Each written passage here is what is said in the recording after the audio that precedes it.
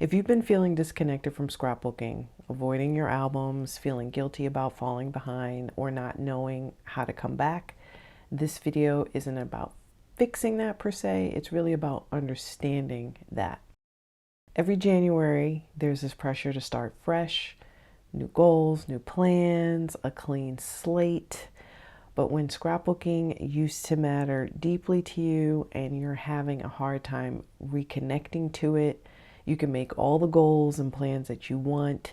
If you haven't really figured out why you're not connecting to it anymore, then none of that really matters. And sometimes what you really need is to just figure out why, or remember why the practice mattered to you in the first place and what you want it to be for you now, because it's probably changed. So in today's video, we're going to be talking about reflecting. We're not going to be making any pages.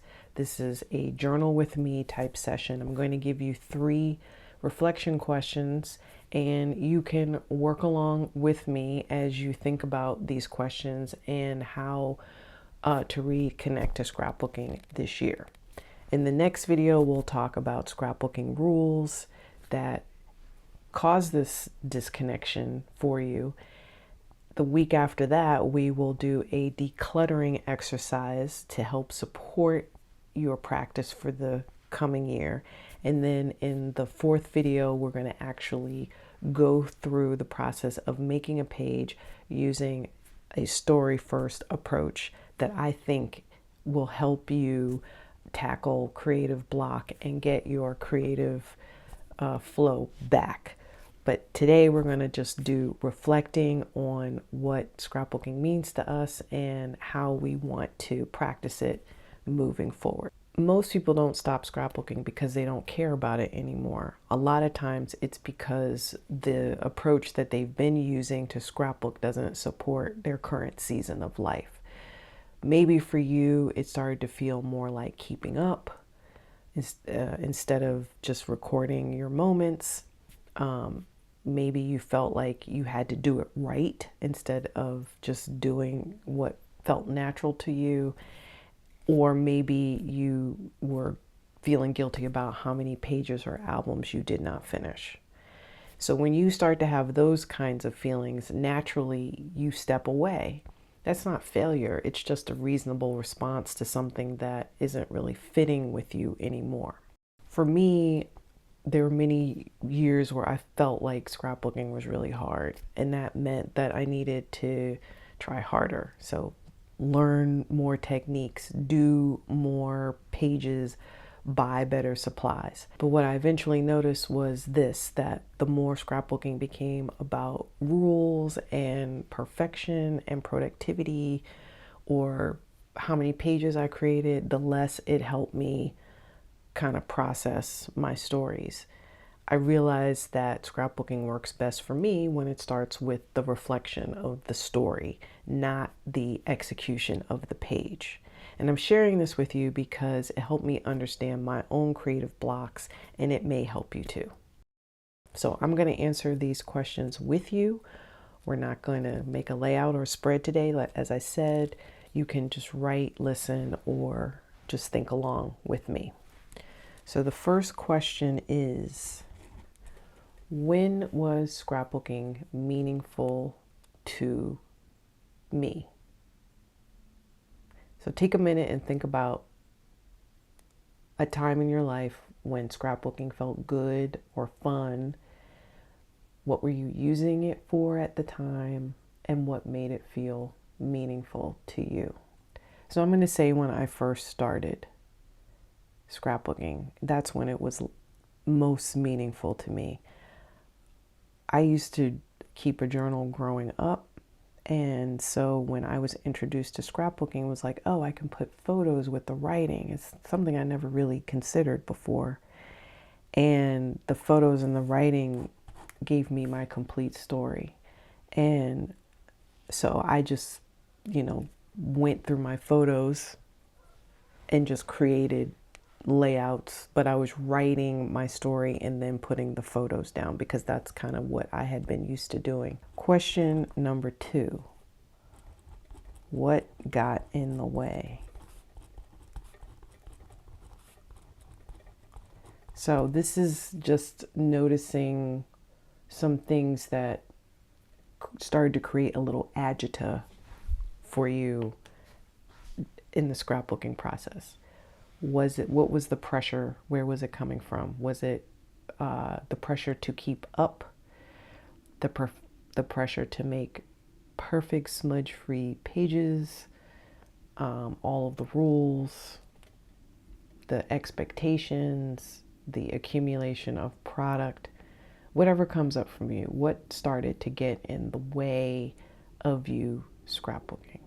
For me, it was definitely product, because in the beginning, they didn't really have a lot of products out when I first started scrapbooking. And then there was the explosion of products, and all of the different scrapbooking companies came out with all these really cool things. And it was like, try this, do this, use that. And you just accumulated a bunch of product. And then it's like, well, what do I do with all of it? And I am not anti-product. I am pro-product, actually. I love scrapbooking products, but I have 25 years worth of scrapbooking products that I will never completely use down. And the other bad thing is I keep buying new product and I'll never use up all of that product either. But what happens with the product is that you end up designing for the product and not designing for your story. So now question number 3 is, what do you want your scrapbooking to give you now? Not what you want to make, and not what you want your pages to look like, but what you want scrapbooking to offer you at this season of your life.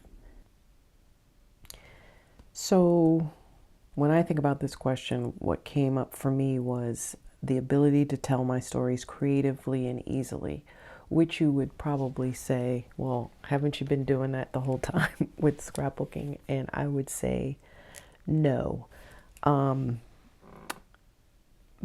Easily is the key word here, because I haven't done it easily. Now, in the last couple of months, it's been easy because I use my prompt cards to help me tell my stories, and I'm less focused on using a specific product or a specific product line. I just kind of use what's in my stash, use what I already have, not buying a lot of new things. And so I'm looking for ease and just